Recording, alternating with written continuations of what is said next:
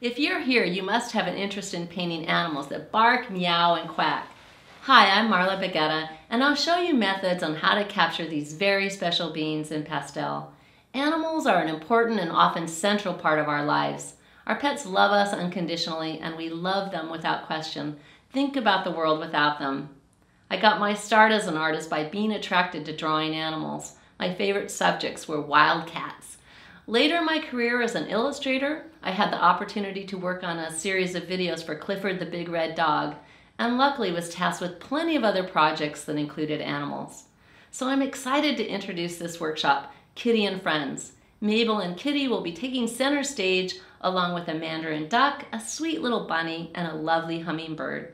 This is a chance to have fun, paint our best friends or our best friends, or maybe even wind up with a lovely gift to give someone special. Mostly I want to step outside of our norm and play. Let's paint some furry, fluffy critters, some sparkling eyes, and some warm puppy bellies.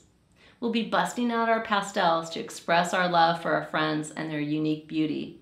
As usual, the fundamentals of painting, the elements of art, line, shape, value, color, and texture will be part of our play and study of these lovely and familiar critters.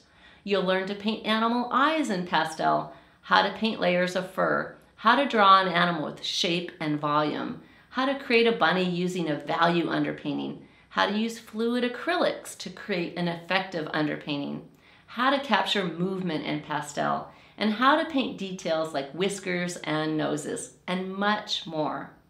5 video demonstrations, study, and suggestions for independent assignments make this a full and rich 5-week study of our 4-legged and winged friends.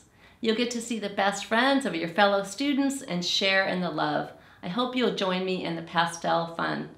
Okay, see you guys later. Bye-bye.